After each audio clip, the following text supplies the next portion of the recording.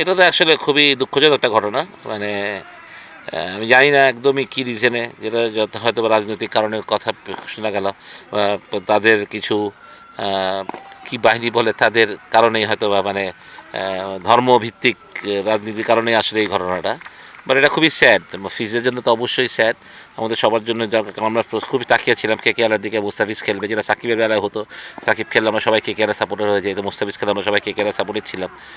এটা আমাদের জন্য সত্যি কথা দুঃখজনক, এবং আমরা খুব লজ্জিত ব্যাপারটা নিয়ে।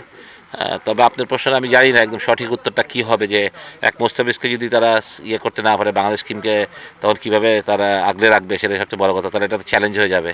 তো এটা সত্যি কথাই, but I am not sure যেটা আসলে কী ব্যবস্থা করবে তারা। নিশ্চয়ই তাদের থেকে কোনো ব্যবস্থা নিশ্চয় হবে, নয়তো বাংলাদেশ তো ইনসিকিউর বলতে গেলে। তাহলে ইন্ডিয়াতে গেলে খেলতে তো বাংলাদেশ ইনসিকিউর থাকবে। গভর্নমেন্ট থেকে একটা কথা বলা যেতে পারে, গভর্নমেন্ট লেভেলে হয়তো কথা বলা যেতে, তো আর বিসিবির কিছু করার নাই। তো সরকারিভাবে জিনিসটা হয়েছে, তো আমার মনে হয় যদিও বিসিবি বিসিসিআই থেকে হয়তো ঘোষণাটা এসছে, বাট দেশ যদি প্রোটেকশন না দিতে পারে তো বিসিসিআই কীভাবে প্রোটেকশন দিবে? তো সেক্ষেত্রে বিসিবির থেকে আমার মনে হয় যে আমাদের সরকারেরই কথা বলা উচিত, যে বাংলাদেশ দল যে ওয়ার্ল্ড কাপ খেলতে যাচ্ছে সেখানে তাদের আসলে কী দায়িত্ব নিশ্চয়তা আছে, তাদেরকে প্রোটেকশন দিতে পারবে তারা। এরকম যদি বিশৃঙ্খল ঘটনা ঘটে যায়, তো সেক্ষেত্রে তার ক্ষতিটা আমাদের দেশেরই হবে না? তো এটা তো অবশ্যই বিসিবিও এবং সাথে সাথে দেশের সরকারকেও আমার আইসিসিকে একটা চিঠি দেওয়া উচিত। এবং আমার মনে হয় আমাদের সবগুলো ম্যাচ যদি অন্য ভেন্যুতে করা যায় ইন্ডিয়া ছেড়ে, তাহলে সেক্ষেত্রে হয়তো বা সেটা একটা সমাধান হতে পারে আমি মনে করি। দেখেন, আমি সোহান, অঙ্কন এবং তাকে তিনজনের উপরে আমার যথেষ্ট বিশ্বাস আছে। মানে এই মুহূর্তে পারফরমেন্সটা তো অবশ্যই প্রাধান্য পাবে, এটা তো স্বাভাবিক কথা। সিলেক্টাররা যে পারফর্ম করছে তাকেই দেখবে। জাকেরের উপরে আমার যথেষ্ট বিশ্বাস আছে, বাট এটা পারফরমেন্স ওরিয়েন্টেড একটা ব্যাপার, যে এই মুহূর্তে যে ফর্মে আছে তাকেই নিবে টিম, এটাই খুবই স্বাভাবিক। সেক্ষেত্রে হয়তো বা যদি জাকের মিস আউট হয়, হিজ আনলাকি, বাট এই সাময়িক এই সময়টা হয়তো বা পারফর্ম করা, হয়তো দেখা যাবে ওয়ার্ল্ড কাপের পরে থেকে আবার পারফর্ম করছে, এরকম হতে পারে। কিন্তু এই সময়টা পারফর্ম করা খুব ইম্পর্টেন্ট ছিল ওর জন্য, দলের জন্য, সবার জন্যই। বাট আমি তারপরে বলি, স্টিল কাল আমাদের 5 থেকে একটা ম্যাচ আছে। আমি জানি না সিলেকশন কবে দেবে, সেটাও আমি বলতে পারবো না। বাট যেই চান্স পাক বা যেই না চান্স পাক, আর মন খারাপ করার কিছু নাই। মনে রাখতে হবে যে ফর্মটাই বিবেচ্য আসলে, সত্যি কথা বলতে গেলে। আমি এখনও বিশ্বাস করি যে জাকের খুবই দারুণ একটা প্লেয়ার এবং খুব ইম্পর্টেন্ট প্লেয়ার আমার জন্য। যদিও ব্যাটিংটা একটু পিছিয়ে করছে, 5-6 এই জায়গাটা ডিফিকাল্ট হয়, উইকেট পড়ে গেলে থাকতে হয়, আবার শেষের দিকে মারতে হয়। বাট প্রফেশনাল প্লেয়ার হিসেবে আসলে এক্সকিউজও নাই এগুলোর। এগুলো আপনাকে এই কন্ডিশনকে বিবেচনা করেই খেলতে হবে। হ্যাঁ, জাকির একটু অফ ফর্মে আছে, আমরা চেষ্টা করছি, আমিও চেষ্টা করছি আসলে। দেখেন, এখন তো আর স্কিল ডিভাইস চেঞ্জ করার আসলে খুব একটা সময় নেই। এখন যতটা আছে মানসিকভাবে আমি সাপোর্ট করার চেষ্টা করছি, যাতে ওর হারানো দিনটা ফিরে আসে, ওদের ভালো একটা ইনিংস খেলে। আমি মনে হয় জাস্ট ওয়ান ইনিংস যাবে, একটা ভালো ইনিংস খেললে আবার জাকির ঠিক হয়ে যাবে। যদিও সুযোগ পাচ্ছে না লম্বা ইনিংস খেলে, একটা ম্যাচে সুযোগ ছিল, বাট অন্যান্যগুলোতে কিন্তু সময় ছিল না বা একটা কম বল খেলতে হয়েছে।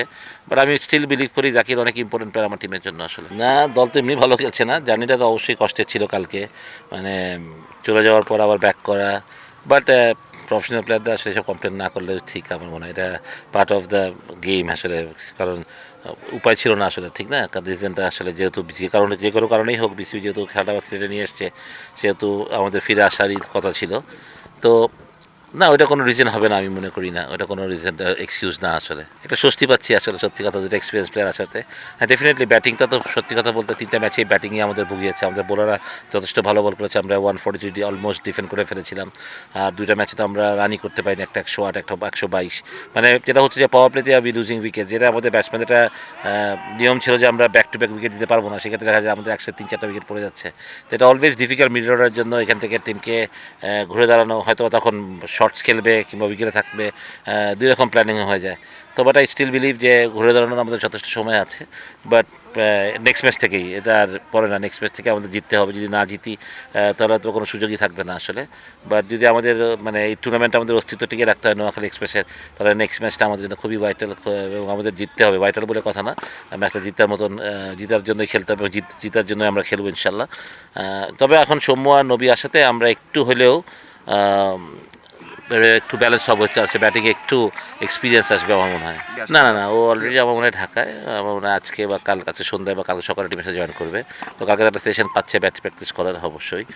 তারপরেও সৌম্যর উপস্থিতিটা আমার মনে হয় যে টিমের জন্য যথেষ্ট ইম্পর্টেন্ট হবে, আমি বিশেষ করি আসলে। অবশ্যই আই এম ভেরি সরি যে আমরা ভালো করি নাই। তাদের কাছে আমি রীতিমতো লজ্জিত আসলে। বাট ডেফিনেটলি আমি আশা করি যে আমরা ঘুরে দাঁড়ানোর দল আমরা এখনও আছে, আমি এখন এই দলটার প্রতি যথেষ্ট বিশ্বাস আছে আমার। তো দেখা যাক ইনশাল্লাহ আগামী ম্যাচ থেকে আমরা কতটুকু ভালো করতে পারি। নিশ্চয়ই একটা সমস্যার জন্যই দেখলে আমি রিজনটা জানি না, হয়তো বা যেহেতু মাঝে 2-3 দিন গ্যাপ পড়লো প্রয়াত নেত্রী মানে শেখ বেগম খালেদার মৃত্যুতে হয়তো বা খেলা বন্ধ ছিল, এসব কারণে হয়তো বা শিডিউল মিলাতে পারেনি এবং বাংলাদেশ টিমকে আবার 23 তারিখের পরেই 23 তারিখের মধ্যে বিপিএল শেষ করতে হবে, ফাইনাল দিতে হবে, বাংলাদেশ টিম ওয়ার্ল্ড কাপের জন্য যাবে। তো সব কথা বিবেচনা করে বিসিবি হয়তো সঠিক সিদ্ধান্তই নিয়েছে যে উপায় ছিল না হয়তো বা। আর যেহেতু মাত্র আমরা একটা টিমই ওইখানে ছিলাম, 5টা টিম এখানেই ছিল, আমাদের জন্য একটু কষ্ট হলেও সেটা টুর্নামেন্টের খাতিরে মেনে নেওয়ার মতোই আসলে। ওয়েদার তো একটা বড় difficulties, to be very honest, কারণ কিউটারকে খালি খালি দোষ দিয়ে লাভ নেই, কারণ যেভাবে কুয়াশা পড়ছিল মানে কুয়াশা পড়া অবস্থায় আমরা খেলেছি, আসলে বাধ্য হয়েছে খেলতে।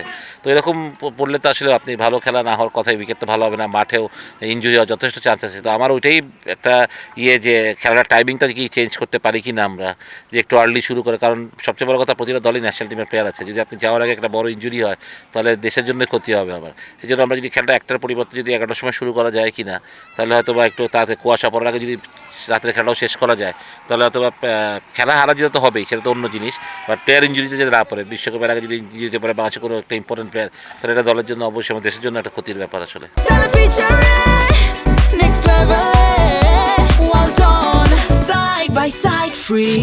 খুবই দারুণ বল করছে আসান, একটা নতুন বল তো সাংঘাতিক, পুরান বলও খুব ভালো বল করছে, সুতরাং ওর সুযোগ পাওয়াটা উচিত আমি মনে করি। যদি না হয় সেক্ষেত্রে আসলে তার মনে রাখবে কম্পিটিশনে যারা আছে তারাও ভালো করছে, এটা ভুলে গেলেও হবে না যে আপনি যদি এখন মোস্তাফিজ আর তাসকিনকে তো আপনি বলতে পারবেন না, এছাড়া তানজিম সাকিব কিংবা শরীফুল যদি থাকে, তিনজনের মধ্যেই কোয়ালিটি আছে, সবাই ভালো। বাট এই মুহূর্তে যদি আপনি আমাকে বলেন, আমি বলবো যে হাসান ডেফিনেটলি অনেক ভালো বল করছে এবং is a very good effective bowler, সাদা বলের, নতুন বলে বলেন সেটা পুরান বলে বলেন। বাট দেখেন সিলেকশন এমন একটা জায়গা, আপনি সবাইকে সুযোগ দিতে পারবেন না, এটা সত্যি কথাই থেকে আপনাকে 15 জনই সিলেক্ট করতে হবে এবং হয়তো বা 4টা ফাস্ট বলেই মাত্র সিলেক্ট করতে হবে, সেক্ষেত্রে সিলেক্টের জন্য কাজটা কঠিন হয় সত্যি কথা বলতে। তারপরেও আমার মনে হয় তারা অবশ্যই হাসানকে বিবেচনা রাখবেন না, সেটা আমি বিশ্বাস করি, এবং নিশ্চয়ই কোনো যে কারণেই দলে না নেয় সেই কারণটাও ব্যাখ্যা করবেন যে কেন হাসানকে নেয়। আমি মনে করি যে সিলেকশনটা এমনই হওয়া উচিত যে সিলেক্টররা নেবেন এবং প্রশ্ন আসবে যে এই কেন চান্স পেল না, ও কেন চান্স পেল, চান্স যারা পাবে না তাদের নিশ্চয়ই একটা কারণ থাকবে, ক্রাইটেরিয়া থাকবে যে এই কারণে তারা সুযোগ পায়নি, সেটাও যদি তারা বলে দেয় ছেলেরাও হয়তো বা মনে শান্তি পাবে আর খেলে, সত্যি কথা বলতে গেলে। এক হচ্ছে আমার টপ অর্ডার ভালো করছে না, এই জন্য মুনিম শাহরিয়ারকে নেওয়া। আর আপনি যদি রাতের খেলাগুলো এখন দেখেন, ফাস্ট বোলাররা ডমিনেট করতেছে, সুইং হইতেছে, রাহি একটা সুইং বোলার, তো এই কথাটা মেভেই রাহিকে নেওয়া, আর মুনিমকেও টপ অর্ডারে আসলে যেহেতু এক্সপিরিয়েন্স আছে এই জন্যই ওকে নেওয়া হয়েছে হয়তো বা, এছাড়া আর কোনো রিজন নাই আসলে, সত্যি কথা।